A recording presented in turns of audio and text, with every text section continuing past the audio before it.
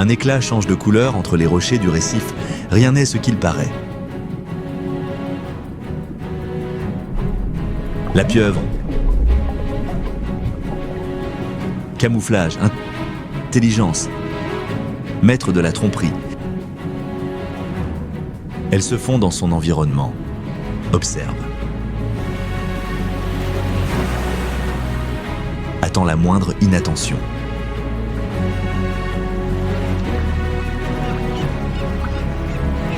Tentacule rapide. Attaque précise. Capture silencieuse.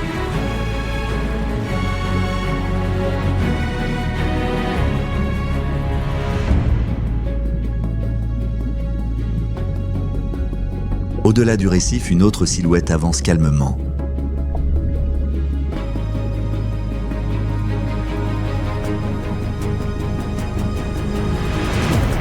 La tortue verte.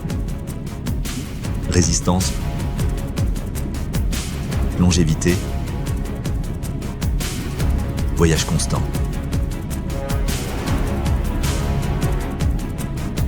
Elle nage sans se presser. Elle fait confiance à sa carapace.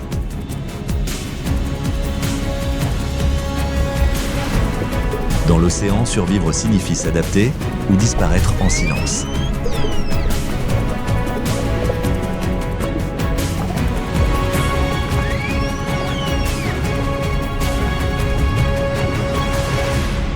Bienvenue dans les mystères de l'océan, les géants qui dominent la mer. Si vous aimez la vidéo, n'oubliez pas de laisser un like et de vous abonner pour nous encourager à continuer à créer des contenus de meilleure qualité. Et selon vous, que devrions-nous faire pour protéger cette belle planète verte? Laissez votre commentaire ci-dessous et discutons-en ensemble. Commençons. Les eaux peu profondes jouent un rôle vital dans la lutte contre le changement climatique. Les herbiers marins peuvent absorber jusqu'à 35 fois davantage de dioxyde de carbone que la même surface de forêt tropicale, le piégeant sous le fond marin pendant des siècles.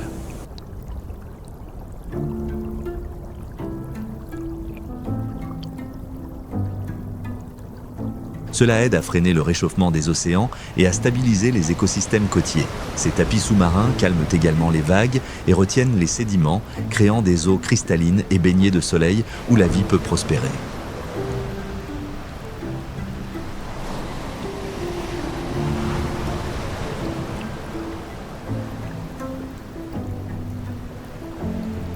Une tortue verte glisse lentement sur la prairie, grignotant les tendres feuilles d'herbe.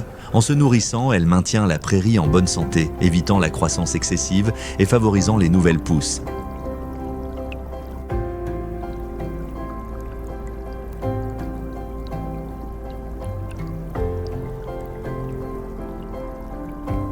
Entre les brins ondulants, les poissons juvéniles, les crabes et les hippocampes trouvent refuge contre les prédateurs, grandissant suffisamment pour survivre dans le vaste océan.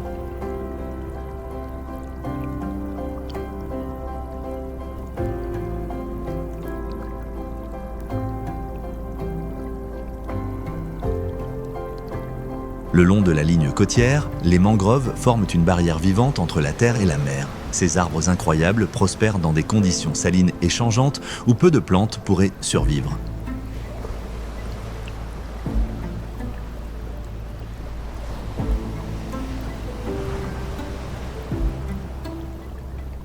Leurs racines complexes affaiblissent les vagues et les tempêtes, protégeant la côte de l'érosion. Sous la surface, ce labyrinthe crée une pouponnière sûre pour les poissons, les crevettes et les mollusques.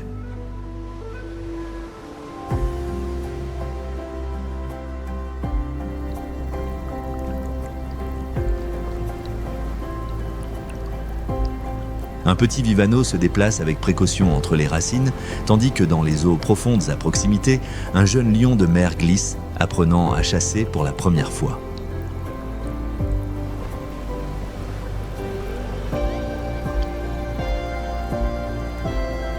Ces eaux peu profondes protégées servent de terrain d'entraînement naturel où les futurs chasseurs développent les compétences nécessaires à la survie. Sans les mangroves, de nombreuses populations de poissons côtiers et de grands animaux marins n'atteindraient jamais l'âge adulte.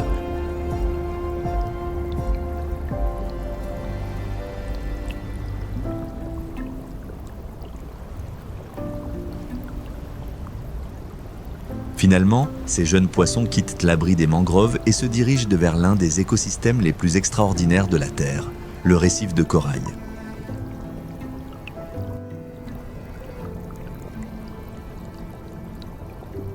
Les récifs occupent moins d'1% du fond océanique, mais soutiennent près d'un quart de toutes les espèces marines.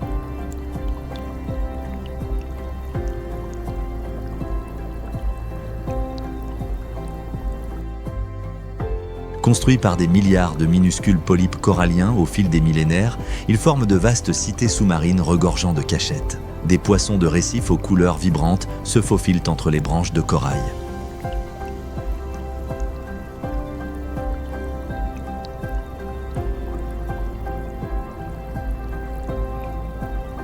Les labres nettoyeurs établissent des stations de service où les animaux plus grands s'arrêtent pour être déparasités. Une tortue verte revient pour se nourrir et se reposer parmi les structures du récif.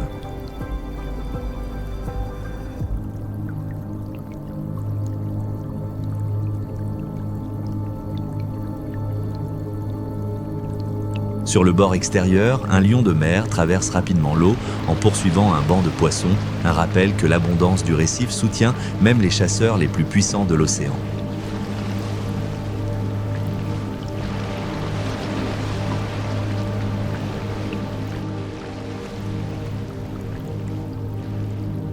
Chaque habitant joue un rôle dans le maintien de ce fragile équilibre. Les herbivores, comme le poisson perroquet, empêchent les algues d'étouffer le corail, tandis que les tortues marines aident à maintenir les herbiers marins en bonne santé.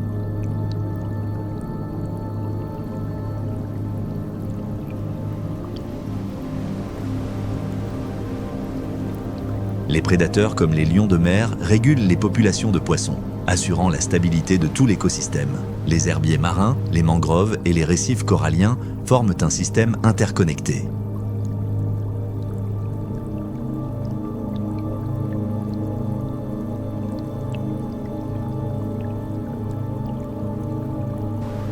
Ici, la vie commence parmi les racines protégées et continue dans le récif de corail radieux. Bien que ces eaux côtières ne représentent qu'une petite fraction de l'océan, elles maintiennent une biodiversité extraordinaire et aident à protéger la stabilité de toute la planète.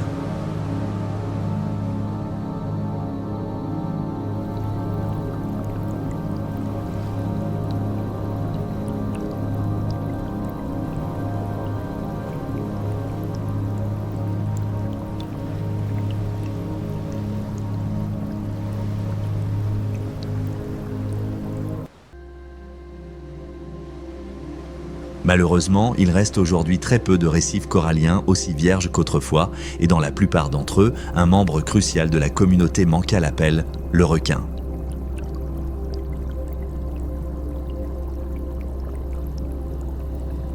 La surpêche excessive et implacable a réduit les populations de requins dans le monde de plus de 90%. Aujourd'hui, ils ne prospèrent en nombre similaire à ceux d'autrefois que dans les récifs les plus reculés.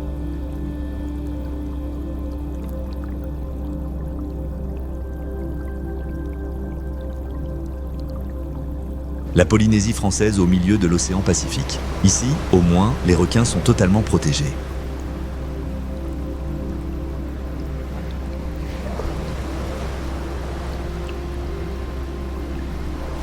Pendant la journée, les requins gris de récif restent suspendus dans le courant. Ils laissent de petits labres nettoyer leurs dents pour être prêts pour la chasse nocturne qui les attend.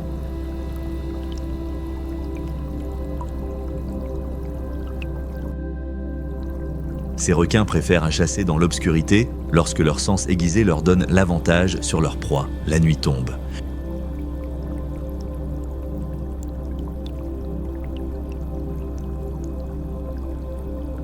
C'est le moment où les petits poissons cherchent refuge dans les recoins du récif, hors de portée du requin gris.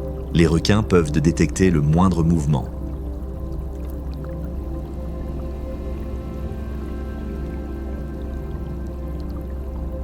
Quitter l'abri est dangereux. Rester immobile peut suffire à ne pas être repéré par les requins.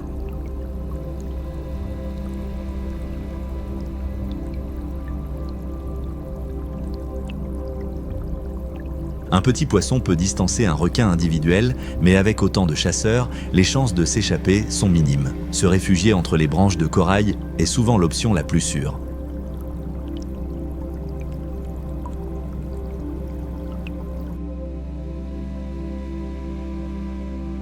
Mais l'apparition d'un second chasseur change tout.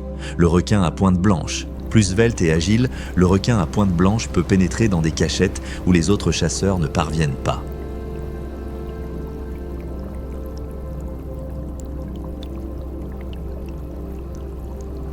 Les proies qui ne sont pas capturées par le requin à pointe blanche sont chassées vers l'extérieur où le requin gris attend. Avec les deux types de requins coopérant dans la chasse, il y a peu de repos, même à l'intérieur du récif.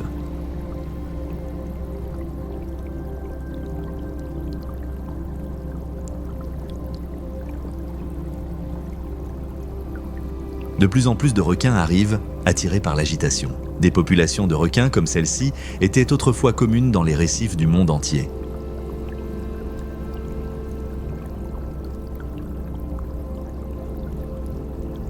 Et bien qu'il puisse sembler que tant de prédateurs causeraient des dommages, en réalité, les requins aident à maintenir la santé du récif. Ils aident à équilibrer la communauté de poissons en chassant les prédateurs qui mangent les petits poissons herbivores.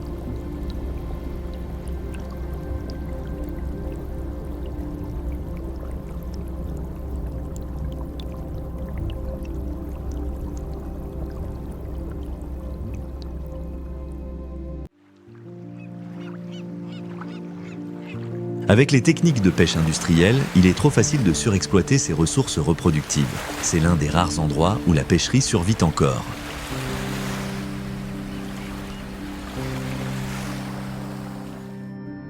Les populations de harengs du Pacifique ont été radicalement réduites. Il ne reste qu'une fraction de ce qu'il y avait autrefois.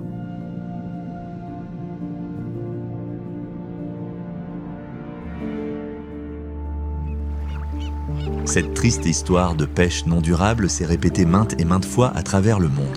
De nombreuses réserves de poissons de la planète sont aujourd'hui en déclin critique. Un tiers d'entre elles s'est effondré.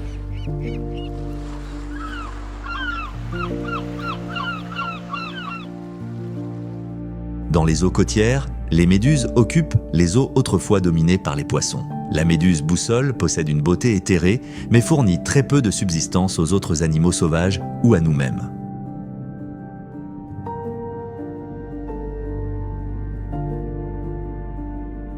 Ces essaims géants de méduses deviennent de plus en plus communs, un signe inquiétant d'un grave déséquilibre dans nos mers peu profondes.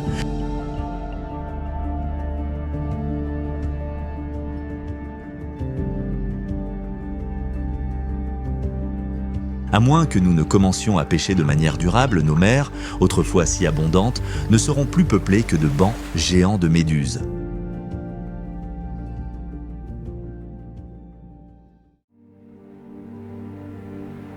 Mais l'avenir n'est pas forcément ainsi. Sur la côte pacifique de l'Amérique du Sud, nous pouvons voir comment les océans peuvent se rétablir. Atacama, le désert le plus aride du monde,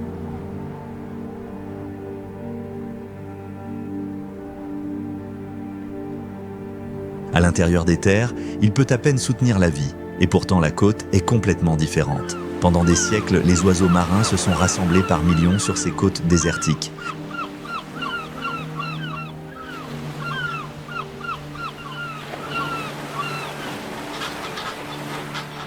Mais il y a 50 ans, les grandes colonies ont disparu parce que nous avons surpêché dans les eaux locales. Des contrôles ont été introduits et maintenant les populations de poissons se rétablissent.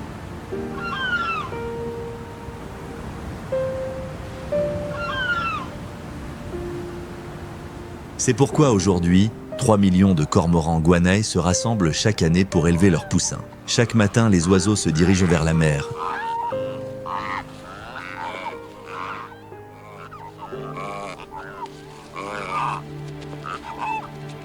Les colonies sont si vastes qu'il faut plus d'1 heure pour que tous les oiseaux prennent leur envol. Se joignant à cette armada, on trouve les sternes incas et le fou varié.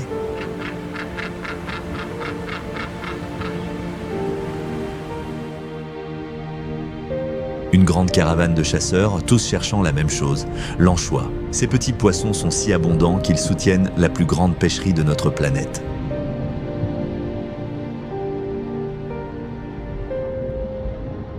Étonnamment, ils peuvent représenter 1/10 du total des poissons que nous extrayons des océans chaque année. Les otaries sont les premières à trouver le banc de poissons.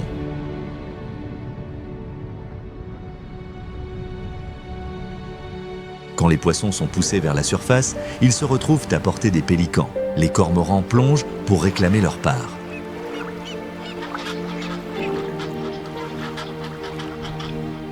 Les fous se lancent en piqué d'une hauteur de 20 mètres. Ils percutent l'eau à une vitesse de 100 km/h.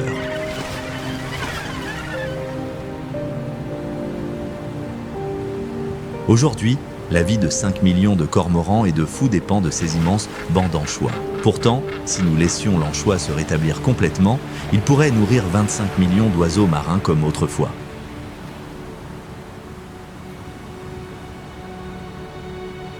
C'est un rappel vivant de l'étonnante richesse que nos eaux côtières peuvent de soutenir et que, lorsqu'on leur en donne la chance, elles peuvent de se rétablir avec une rapidité surprenante.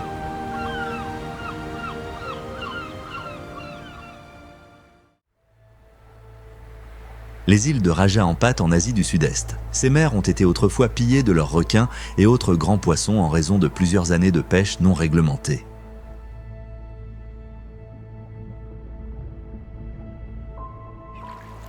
Ce lagon a été occupé autrefois par un camp de chasse aux requins. Aujourd'hui, c'est une pouponnière pour les jeunes requins.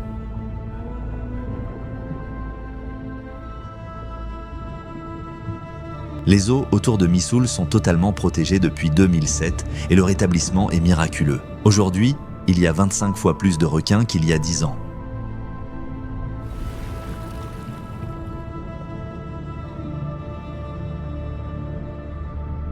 Les tortues qui étaient autrefois chassées pestent maintenant tranquillement dans les herbiers marins. Les requins reviennent sur les récifs locaux, aidant à restaurer une communauté équilibrée.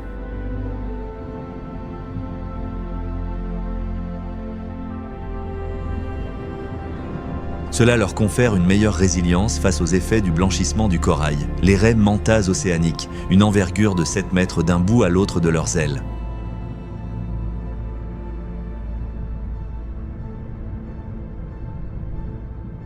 Ces géants en danger passent la majeure partie de leur vie à errer dans l'océan ouvert. Mais maintenant, ils reviennent dans cette réserve pour être soignés par les labres nettoyeurs.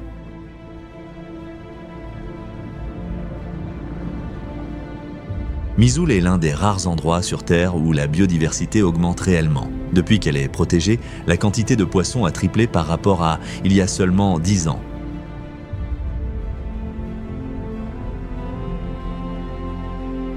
Les pêcheurs qui travaillent dans les eaux voisines bénéficient de l'excès de poissons qui sort de la réserve. Ils capturent maintenant plus de poissons avec moins d'efforts.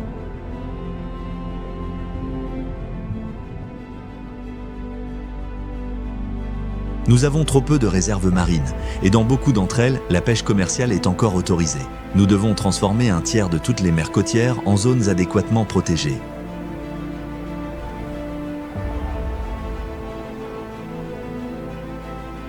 Si nous le faisons, les zones de pêche de notre planète se rétabliront et aideront à soutenir tant l'humanité que le reste du monde naturel.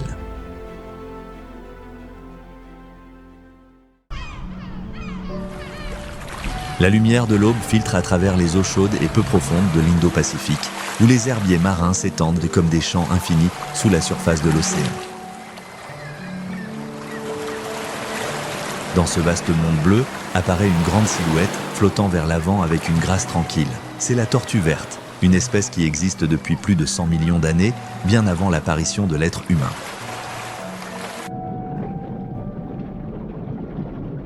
Sa carapace ovale mesure entre 80 et 120 cm, atteignant parfois 1,5 m et peut peser plus de 180 kg, ce qui en fait l'un des plus grands reptiles marins existants.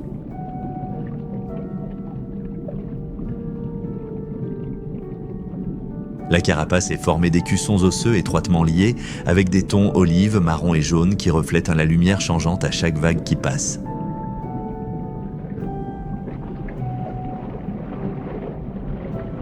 Ses puissantes nageoires avant, de près d'1 mètre de long, bougent lentement comme des ailes, lui permettant de parcourir des milliers de kilomètres tout en économisant son énergie.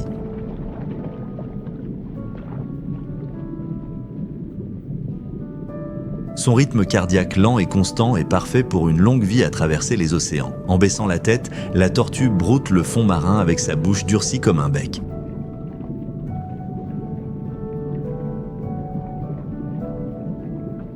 Un adulte peut consommer plus de 2 kg d'herbe par jour. Ce pâturage maintient la prairie en bonne santé, favorisant la nouvelle croissance et évitant la décomposition.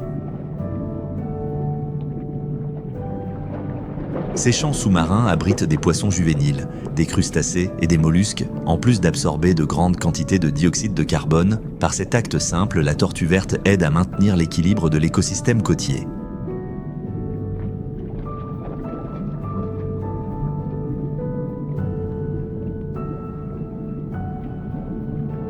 À la naissance, elles sont guettées par les poissons, les oiseaux marins et les requins, mais à l'âge adulte, leur taille et leur carapace blindée font qu'elles ont très peu d'ennemis naturels.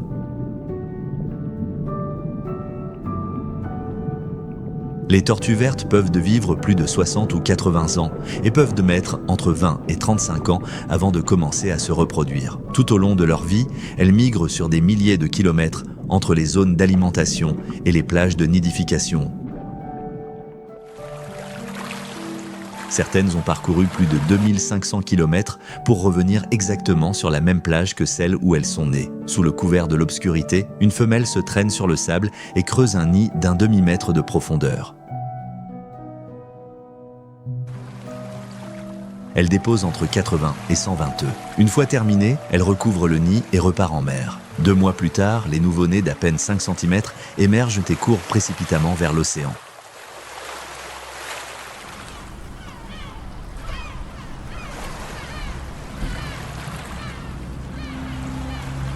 Seul environ 1 sur 1000 réussira à survivre. Aujourd'hui, la tortue verte fait face à des menaces croissantes dues au réseau de pêche, à la pollution plastique et au développement côtier.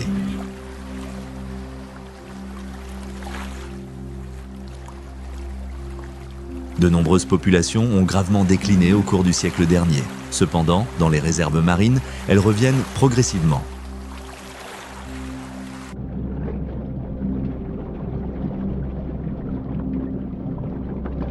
Quand une tortue glisse sur l'herbier marin sous la lumière scintillante, elle porte en elle la mémoire des océans anciens.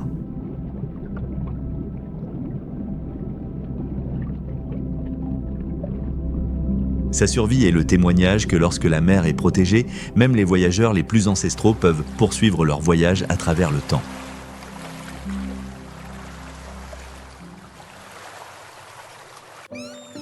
Vous êtes-vous déjà demandé quelle espèce aurait pu dominer intelligemment les océans de notre planète si les humains n'existaient pas?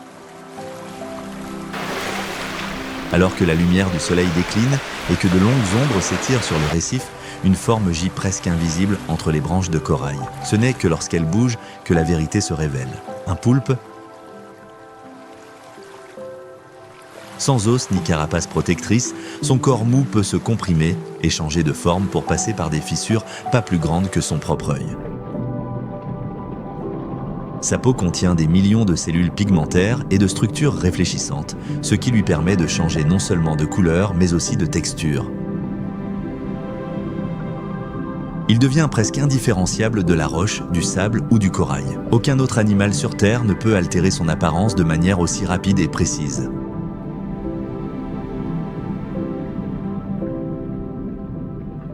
Le poulpe possède un système nerveux comme aucun autre. Son cerveau contient environ 500 millions de neurones, soit l'équivalent de ceux d'un petit chien, mais plus des 2/3 se trouvent dans ses tentacules.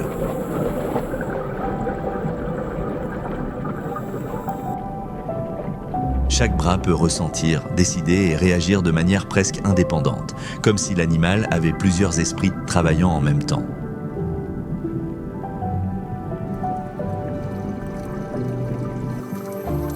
Des expériences ont montré que les poulpes peuvent résoudre des énigmes, ouvrir des bocaux pour obtenir de la nourriture, apprendre par observation et se souvenir de solutions pendant des mois.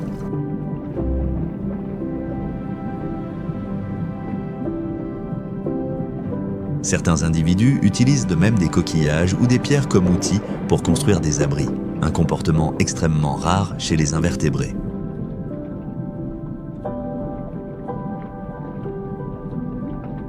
Cela représente une forme d'intelligence qui a évolué de manière totalement indépendante de celle des vertébrés, se développant dans le calme de l'océan pendant plus de 500 millions d'années.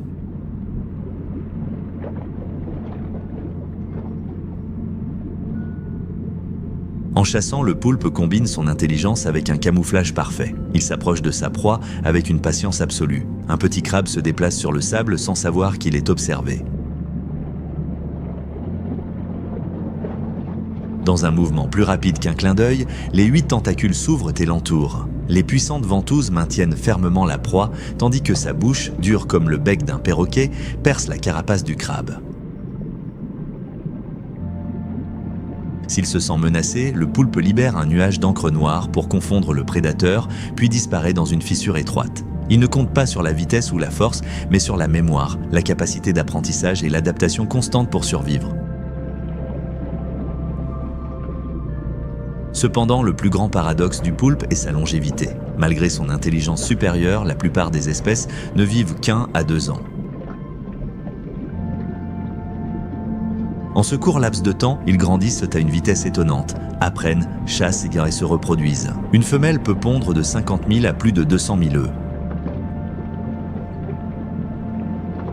Elle les suspend en grappe à l'intérieur d'une grotte protégée et les surveille pendant des semaines sans manger. Quand les petits naissent enfin, la mère a accompli le dernier acte de sa vie et meurt peu après.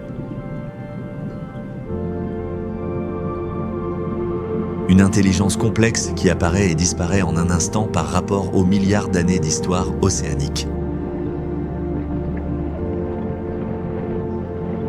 Certains scientifiques ont avancé des idées provocatrices. Si les poulpes vivaient plus longtemps, auraient-ils pu développer une intelligence ou des comportements sociaux encore plus complexes ?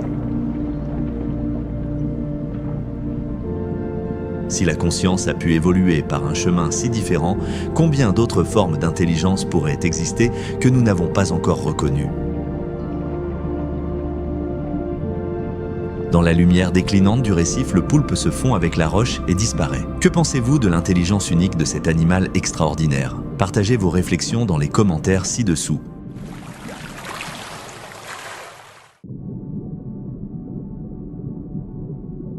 Parmi les vibrantes branches de corail de l'Indo-Pacifique tropical, les doux tentacules d'une anémone se balancent légèrement avec le courant, comme une fleur s'épanouissant sous l'océan.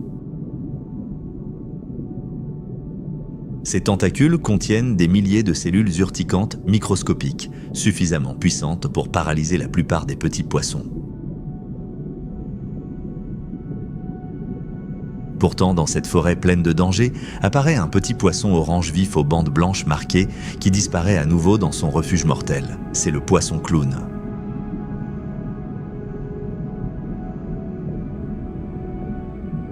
Avec une longueur de seulement 8 à 11 cm, un corps comprimé et des nageoires arrondies, c'est l'un des habitants les plus familiers du récif.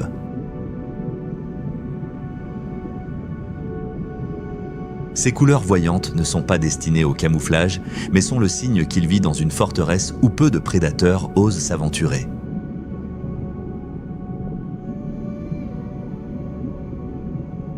Le poisson clown et l'anémone partagent une relation symbiotique sophistiquée, affinée au cours de millions d'années d'évolution.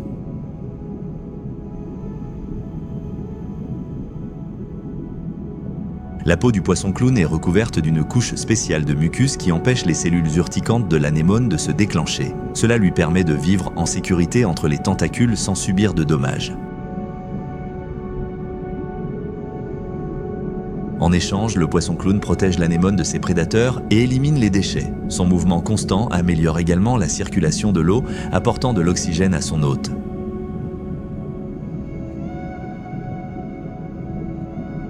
Ce n'est pas simplement un refuge, mais un véritable foyer, dont le poisson clown s'éloigne rarement de plus de quelques mètres au cours de toute sa vie.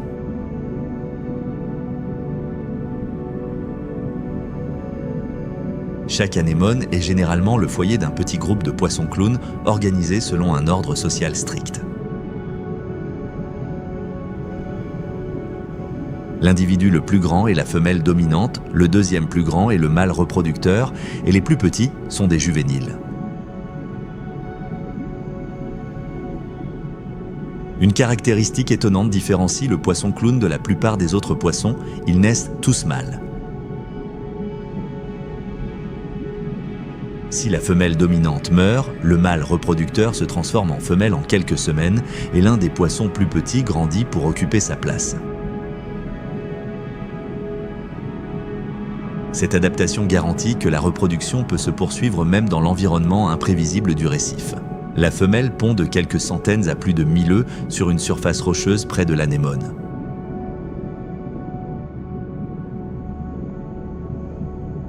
Le mâle reste pour les surveiller et ventiler l'eau sur les œufs pour leur apporter de l'oxygène pendant 6 à 10 jours jusqu'à l'éclosion.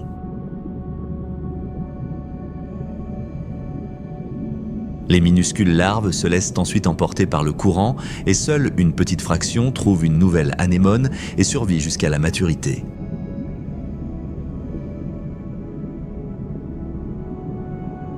À l'état sauvage, le poisson clown peut vivre de 6 à 10 ans et même plus dans des environnements protégés. Le poisson clown joue un rôle crucial dans le maintien de la santé de l'anémone et, à travers elle, dans la stabilité du récif lui-même.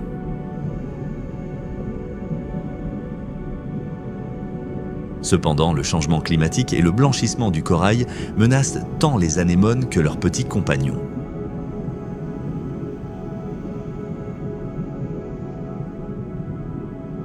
Lorsque la température de l'océan augmente, les organismes symbiotiques à l'intérieur des anémones diminuent, ce qui les affaiblit ou les tue.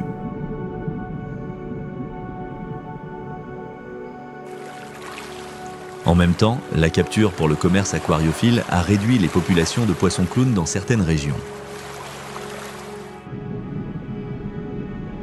Pourtant, sous la lumière scintillante du récif, un petit poisson clown s'aventure encore hors de son refuge pour revenir rapidement à la sécurité des tentacules ondulants.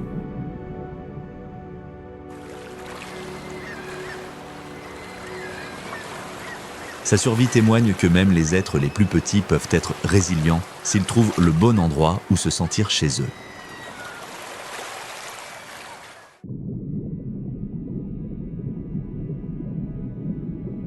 Il n'a pas besoin de se presser. Dans un océan où tout doit bouger pour survivre, parfois le chasseur le plus dangereux est celui qui bouge à peine.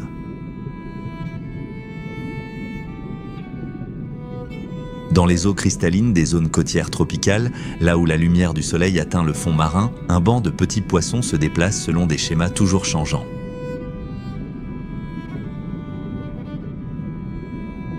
Ils reflètent la lumière comme un miroir vivant, tout semble paisible.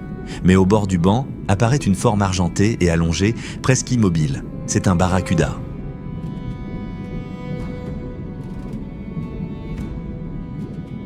Avec son corps hydrodynamique en forme de flèche, qui peut mesurer plus d'1,5 mètre, et ses rangées de dents acérées exposées, il est parfaitement bâti pour la vitesse et la précision.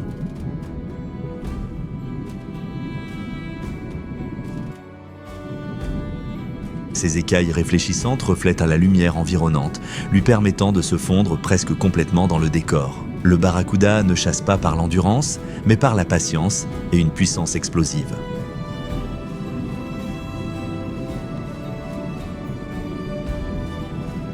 Le barracuda reste suspendu dans l'eau, ses grands yeux suivant chaque mouvement infime.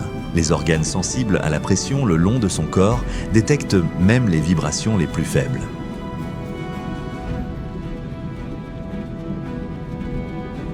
Quand le moment vient, il attaque à des vitesses dépassant les 40 km/h. En moins d'une seconde, la distance est annulée.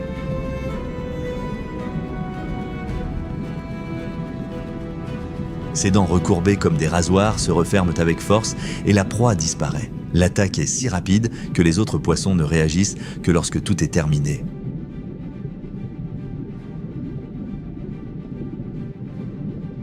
Les barracudas adultes sont généralement solitaires et patrouillent dans les récifs, les herbiers marins et les zones côtières où se rassemblent les jeunes poissons. Les juvéniles forment parfois des groupes pour se défendre, mais en grandissant, leur taille et leur vitesse en font des chasseurs indépendants.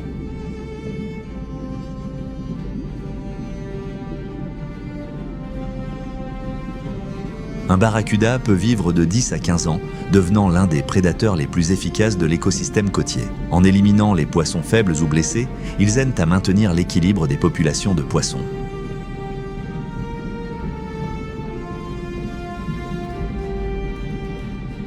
Pendant la saison de reproduction, les barracudas se rassemblent loin des côtes. La femelle libère des dizaines de milliers d'œufs en pleine mer, les laissant à la merci des courants.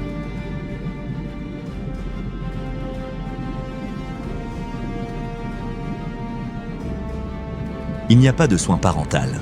La plupart des œufs seront dévorés, mais quelques-uns survivront et reviendront vers les eaux côtières, poursuivant le cycle ancestral de prédateurs et de proies.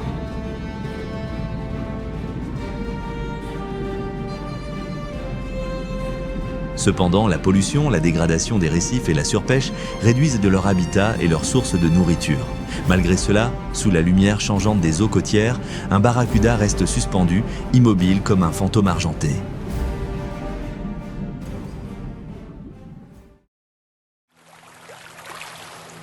Le long des lignes côtières où les vagues se brisent sans relâche, le ciel et l'océan se rencontrent sur une frontière toujours en mouvement.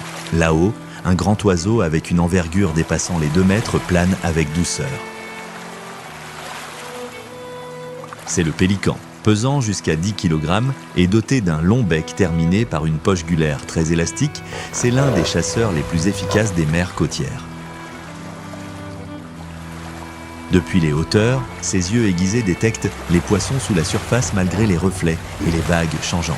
Il se laisse porter par les courants d'air invisibles, économisant son énergie tout en observant patiemment. Alors vient le moment. Ses ailes se replient.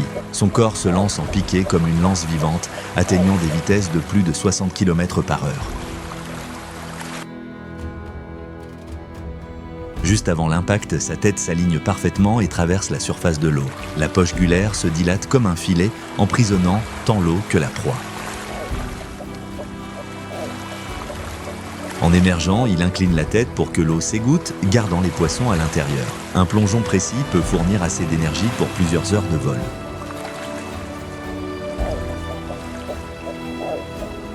Les poissons côtiers, déjà guettés par en dessous, doivent maintenant aussi surveiller le ciel supérieur. Les pélicans chassent souvent en groupe, coopérant pour acculer les poissons dans des eaux peu profondes où l'évasion est presque impossible.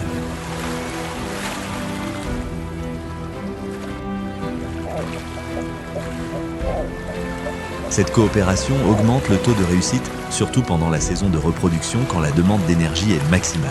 Sur les falaises côtières et les îles reculées, des centaines de couples de pélicans se rassemblent pour nicher.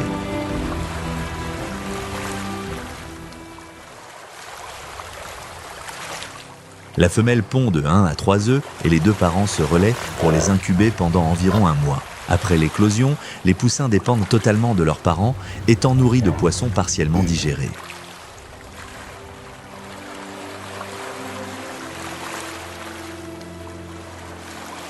Seuls les plus forts vivent assez longtemps pour s'envoler, généralement après 10 à 12 semaines. Un pélican peut vivre plus de 20 ans, effectuant des milliers de plongeons tout au long de sa vie.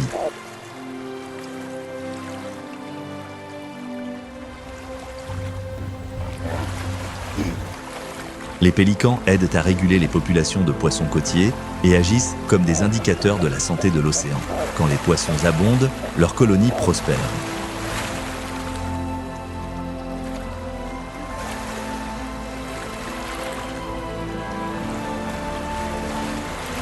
Quand les poissons diminuent à cause de la surpêche ou des changements environnementaux, leur nombre chute également. Dans le passé, la pollution et les pesticides ont causé de grands effondrements de population, mais la protection a permis leur rétablissement dans certaines régions.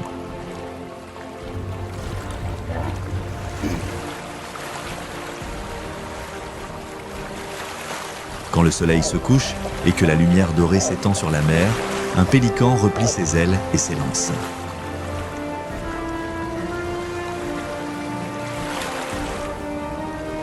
Un mouvement précis, répété d'innombrables fois, façonné par des millions d'années d'évolution, là où le ciel et l'océan se rencontrent en parfait équilibre.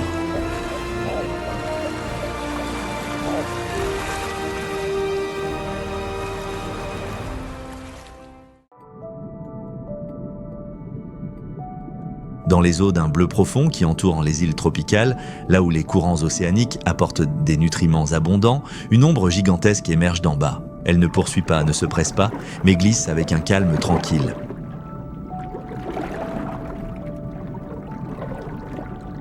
C'est la raie manta, avec une envergure atteignant 7 mètres et un poids de plus de 1500 kg, c'est l'un des plus grands poissons de l'océan.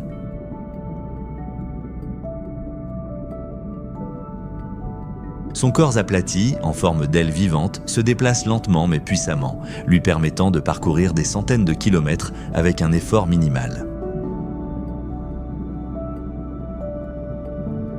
Sa large bouche, située à l'avant de la tête et toujours ouverte en nageant, donne l'impression d'une créature ancestrale volant à travers les cieux sous-marins. À la différence de beaucoup de ses parents, la raie manta ne chasse pas de grandes proies.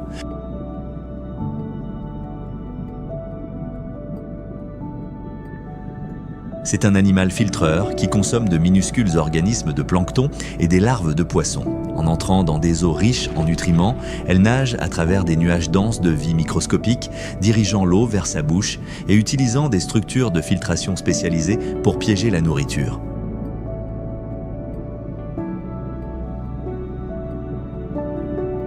Dans les moments d'abondance, de nombreuses raies manta se rassemblent, tournoyant avec élégance dans des tourbillons lents, leurs corps colossaux se déplaçant dans une exhibition qui ressemble à un ballet aquatique.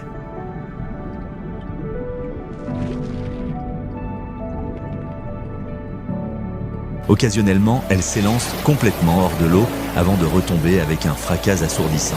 Les scientifiques pensent que ce comportement peut servir à la communication, à l'élimination des parasites ou à des interactions sociales que nous commençons à peine à comprendre.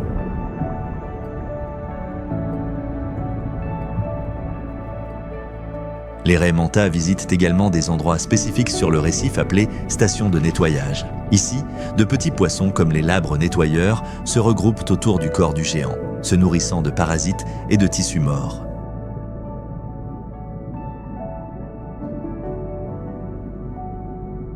La raie manta reste presque immobile, suspendue sur place pendant que les poissons plus petits accomplissent leurs tâches. Cette coopération sophistiquée profite aux deux espèces.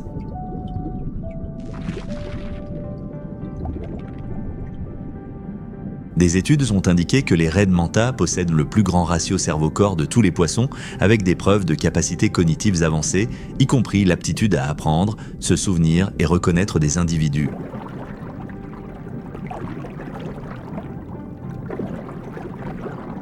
Cependant, les raies manta se reproduisent avec une extrême lenteur. Une femelle donne naissance à un seul petit après un processus de gestation qui dure environ 1 an et peut attendre de 2 à 5 ans avant de se reproduire à nouveau.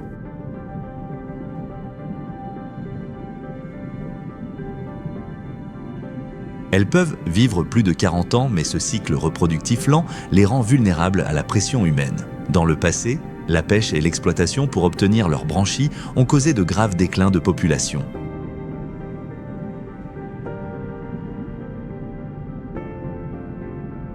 Aujourd'hui, dans les réserves marines protégées, les raies manta commencent à revenir vers leurs eaux côtières ancestrales. Sous la lumière changeante du récif, une manta géante glisse silencieusement au-dessus, son ombre traversant la vie d'en bas.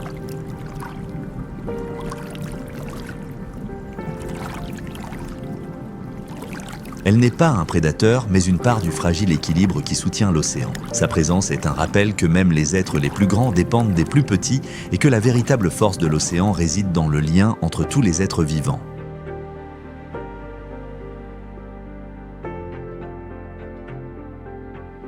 Notre voyage à travers les mers côtières touche maintenant lentement à sa fin. Des récifs coralliens radiants et des forêts ondulantes de varech aux créatures ancestrales qui existent depuis des centaines de millions d'années, chaque espèce fait partie d'un réseau de vie fragile mais persistant.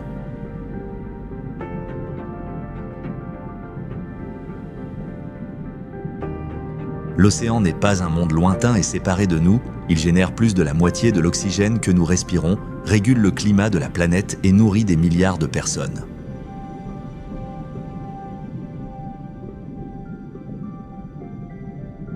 Chaque espèce, qu'elle soit minuscule ou gigantesque, joue un rôle dans le maintien de cet équilibre.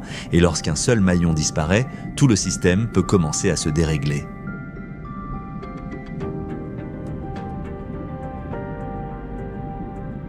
Nous vous remercions sincèrement d'être restés avec nous jusqu'à la fin de ce voyage. Votre curiosité et votre volonté d'explorer aident à maintenir ces histoires vivantes.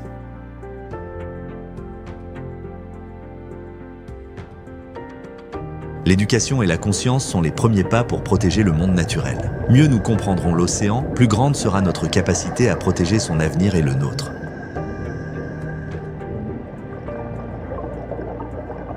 Si ce documentaire vous a inspiré, n'hésitez pas à aimer la vidéo et à vous abonner à la chaîne pour soutenir la création de plus de contenus éducatifs sur la nature. Nous serions ravis d'entendre votre avis.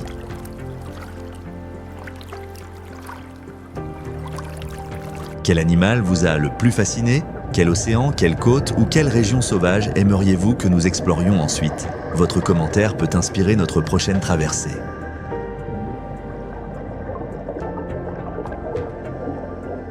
Car au-delà de l'horizon, il reste encore des océans à découvrir, des mondes à comprendre et des histoires qui attendent d'être racontées.